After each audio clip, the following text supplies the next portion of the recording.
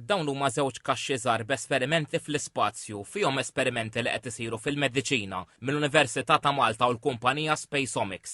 Il-kaxxi tellgħu fl-ispazju tlieta imma l-missjoni FREMM2 tal-kumpanija SpaceX. 3, 2, 1, ignition and lift off. L-esperimenti ttieħdu l-Amerika mill-istudenti Maltin Josef Borch, Maria Vella u Aidan Borch. U ma tkellmu fil-programm TVAM momenti wara li dawn l-esperimenti u waslu fl-orbita polari tagħhom. X'rajtu eżatt u x'mument kien? Rajja tiela, rajna tluħ kollu hekk ġifieri tara t-tluħ hija xi ħaġa speċjali.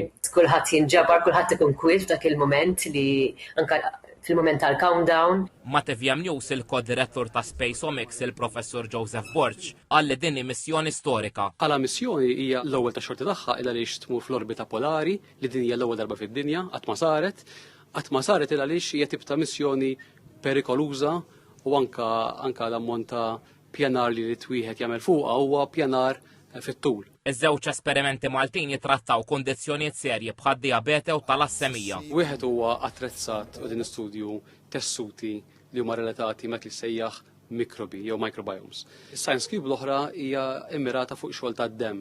Meta ngħidu xogħol tad-demm primarjament għal kondizzjoni tal-anemija.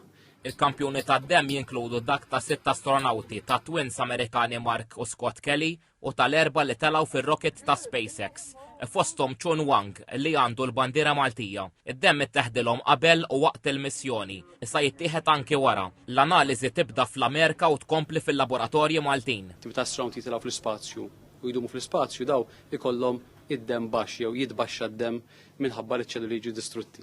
Matul dan il-vjaġġ l-4 astronauti abbord ħadu l-ewwel X-ray fl-ispazju. Il-missjoni FREMM2 ġiet fit-tmiem għal-lejla. Ir-rocket ta' SpaceX b'abbord l-esperimenti Maltin niżel f'Long Beach f'Kalifornja.